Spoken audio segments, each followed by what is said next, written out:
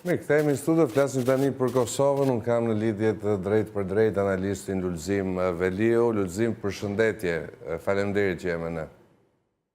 Përshëndetje, faleminderit për ftesën. Lulzim, kemi një fitore të vetëvendosjes në shifra dhe më bindse nga zgjedhjet e shkurtit. Çfarë bën përshtypje, çfarë pret të ndodh nga këtë jetutje, pavarësisht fitores së qartë? Kurti ka një sfidë të bindë opozitën për të zgjedhur presidentin e ardhshëm të Kosovës. Si pret ta bëjë diçka të tillë? Po, përkundër asaj bisede që ne zhvilluam ditën e zgjedhjeve,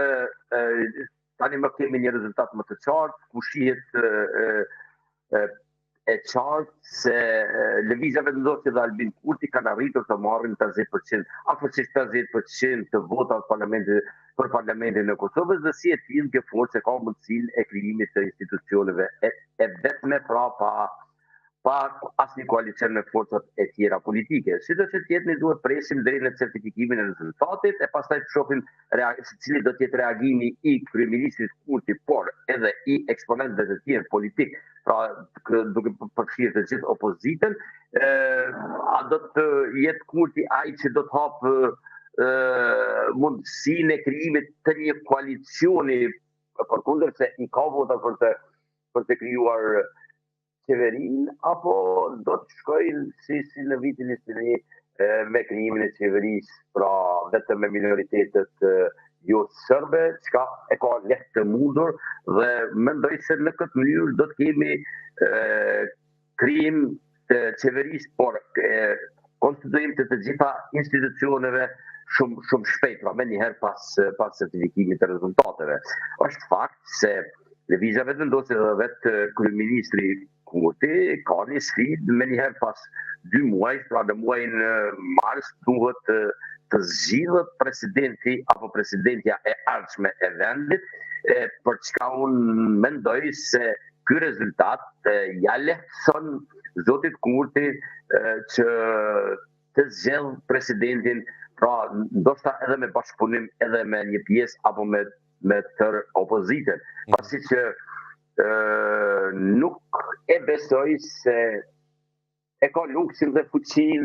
opozita kosovare pas kësaj hudhje të pësuar të futët e garët të re pas 2 muaj, pra sepse për 2 muaj nuk mund të ndryshoj asgjë në rezultat, dhe është pa qartë se ata ishin plotësisht të paprigatitur, është pa qartë se ata për 4 vite të opozitarizmit të tyre nuk bën asgjë për të bindur të republikës, se tani më janë ndarë nga e kaluara, janë ndarë nga krimi dhe korrupsioni galopant që ka qenë për 20 vite në radhë, dhe ishin prej e politikave populiste të Kurtit, pra edhe në vendimet që kohë më parë ishin marrë nga partitë opozitare gjatë udhëheqjes së qeverisë nga zoti Kurti, dolën në kundërshtim partitë opozitare, pra me ato vendime që vetë i kishin marrur, pra kanë rap plotësisht prej e politika populiste, të cilat i sodhen rezultat dhe fitore bindëse Kurtit me këto zgjedhje. Ndërkohë, Lulzim, lidhur me partitë e opozitës, çfarë qëndrimi beson se do të mbajnë nga këtë jetutje?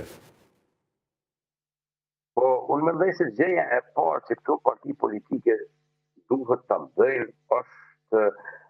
një analizë e tërësishme e asaj se çfarë ka ndodhur me këto zgjedhje. Unë pres edhe dorëheqje, sidomos tek Lidhja Demokratike e Kosovës, pasi që është humbsi më i madh, përderisa Partia Demokratike e Kosovës ka zgjedhur kryetarin vetëm 2 muaj para mbajtjes së zgjedhjeve, dhe si i tillë nuk është se mund të marrë përgjegjësi, se i takon e tërë përgjegjësia atij, pasi që bëhet fjalë vetëm për 2 muaj të udhëheqjes së subjektit politik. Pra, unë mendoj se do të ketë tërmet politik brenda forcave politike, dhe që edhe duhet të ndodhë. Ndërkohë, tek LDK-ja duket situata më e vështirë, ishte partia që humbi 5 deputet, të paktën në projeksionet e deri tanishme. Çfarë beson se do të ndodhë atje? Shohim që Gjithashtu djali i ish presidentit të ndjerë Rugova është një nga 3 kandidatët më të votuar. Po, një gjë tillë dhe është pritur duke pasur për bazë se ata, pra ai subjekt politik jeton në frymën dhe idenë e rrugovizmit, siç e quajnë ata, dhe se është gjë shumë normale që është pritur që djali i presidentit, edhe përkundër aferave të tij të mëhershme me vizat në për ambasadat italiane, gjëra të tilla, është ndër më të votuarit e kësaj liste. Pra, referohesh arrestimit nga Euleksi vite më parë. Po pra, nuk ishte gjëkoti, pra, ka qenë para disa vitës, tamam në kohë nuk më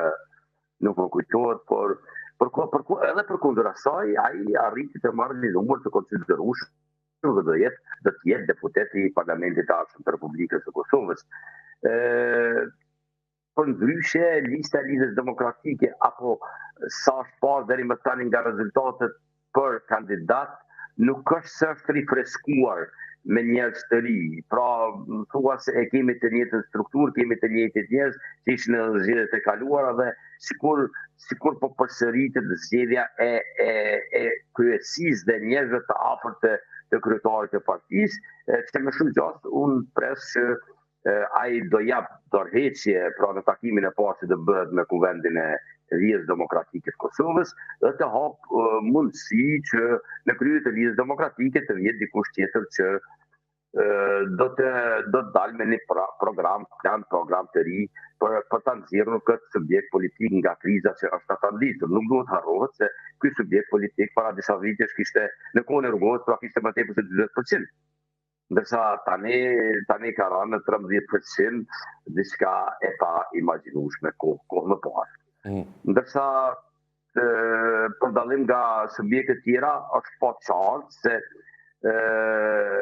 në rezultatet deri tanishme se në listën e Partisë Demokratike kemi shumë eksponent të rinj, të cilët kanë marrë numër të konsiderueshëm të votave dhe pritet që të jenë deputet të Parlamentit të Ardhshëm. Kjo për mendimin tim është një gjë pozitive se po vjen një frymë re, po vijnë njerëz të rinj, po vijnë dhe si e tillë ndoshta mund të rikthehet sërish fitoreve dhe ndoshta edhe mund të kthehet edhe rezultateve të kohë më parshme. Aleanca përkundër themeve se do arriti pra atë qëllimin e saj kryesor që të kaloj pragun dhe në mandat në ardhshëm do të ketë, sipas gjitha gjasave, do të ketë 6 deputet në Parlamentin e Kosovës, do të ketë pra një grup parlamentar. Ndërkohë, Lulzim, lidhur me elementet që kanë bëjnë me atë se çka kërkohet nga Kurti tani e tutje, dihet raporti i tij i vështirë me Shtetet e Bashkuara, me ndërprerjen e dialogut strategjik, me deklarata po themi këtu atje, mendon se do të ketë një strategji ndryshe Kurti për ndërkombëtarët fillimisht në hartimin e kabinetit qeverisës. Zonja Gërvalla ka qenë gjithashtu goxha e kritikuar për postimet në rrjetet sociale. Si e pret politikën e jashtme të Kosovës? Unë uroj që së pari të kenë reflektuar dhe të kenë mësuar diçka nga mandati 4 vjeçar në qeverisjen e vendit, dhe si e tillë duhet të reflektojnë dhe duhet të shohin se Kosova vetëm nuk mund të shkojë as sekundi, por për të ecur para dhe për pasur një perspektivë euroatlantike, një gjë e tillë arrihet vetëm me miq dhe me partner. Domethënë duhet që një rishikim i gjithë asaj çfarë ka ndodhur në mënyrë që të kemi edhe përmirësim të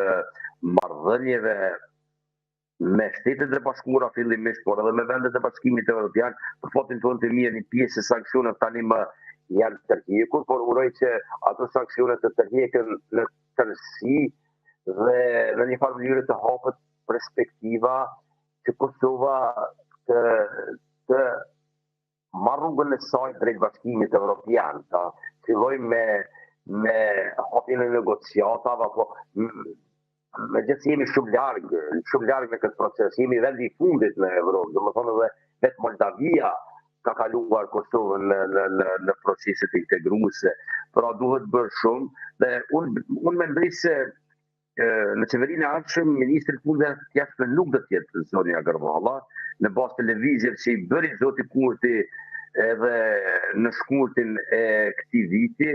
sipas të gjitha gjasave, Glau Konjufca do të jetë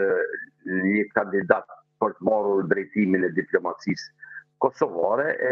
Kush do të qoftë që të vjen në atë pozicion, unë jam më së i bindur se do të jetë më mirë se ish ministri e punëve të jashtme, e cila rihet për skandalet të pasnjëshme gjatë mandatit të saj 4 vjeçare. Konjufca mbetet kandidati i dytë më i votuar nga vetëvendosja, beson se do të jetë në një post të rëndësishëm? Po sipas asaj çfarë është dëgjuar deri më tani, Konjufca pritet pra që të merr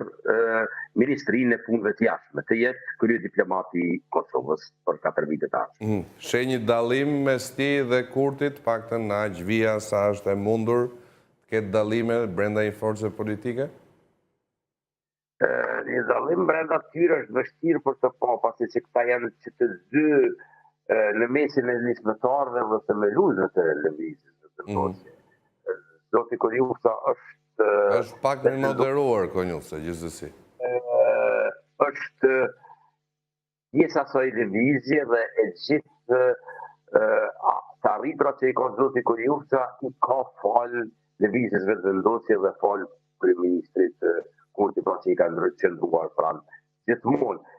Ka ditëve të fundit janë parë disa lëvizje që i ka bërë në disa intervista ku shpreh edhe pakënaqësinë e tij për deklaratat ndoshta edhe të Kurtit, mirë po unë të gjitha këtu i ka marrur si taktizime të bëra nga vetë eksponentët e lëvizjes për të rikthyer tek elektorati. Pra kanë qenë taktizime elektorale. Okej, Lulzim, dhe i pyetjet fundit, si e pret raportin me Shqipërinë? Raportin mes Kurtit dhe Ramës? Për fatin e keq, nga njëherë egot personale, po i të inkalojnë edhe interesat e përgjithshme, interesat kombëtare. Unë mendoj se në mandatin e kaluar, qeveria Kurti dhe vetë kryeministri Kurti kanë bërë shumë gabim, se kanë pasur një mundësi shumë të mirë për të shfrytëzuar pozicionin e Shqipërisë dhe të vetë kryeministrit Edi Rama në arenën ndërkombëtare. Që ka qenë dhe betet një pozicion shumë i mirë si në Shtetet e Bashkuara, po ashtu edhe në vendet e Bashkimit Evropian. Ne në vend se shfrytëzonim pra, po flasim si Kosovë, këtë pozicion për të hequr me punët tona para, ne jemi marrur më shumë me gjëra gjyqësore që nuk çojnë para edhe janë vënë bariera në mes të tyre, në shumë raste ka munguar edhe komunikimi, përkundër asaj që zoti Kurti thotë se gjatë kësaj periudhe janë arritur 50 marrëveshje në mes të tyre dhe abetarja e listuar, mirë po ka pasur mundësi shumë për të shfrytëzuar pozicioni i kryeministrit shqiptar Edi Rama, gjë që nuk është bërë nga Kurti e as nga qeveria e Kosovës. Uroj që në qeverinë e ardhshme të mendohet më shumë për vendin e të lihen anaç egot e ngushta personale. Faleminderit Lulzim për bisedën, ishte kënaqësi, mirënjohje dhe për kontributin gjatë vitit, gëzuar edhe vitin e ri dhe faleminderit shumë. Faleminderit për televizionit të Top News, faleminderit të jush, shfrytëzoj rastin që të gjithë shqiptarëve t'ju uroj gëzuar vitin e ri, të jetë një vit i mbarë për shqiptarët, të jetë vit i sukseseve, të jetë vit i integrimeve dhe vitin tjetër të presim drejt Bashkimit Evropian. Faleminderit, Lulzim. Mirëmiq, ecim më tej, shem reklama, kthehemi vetëm pas pak në studio.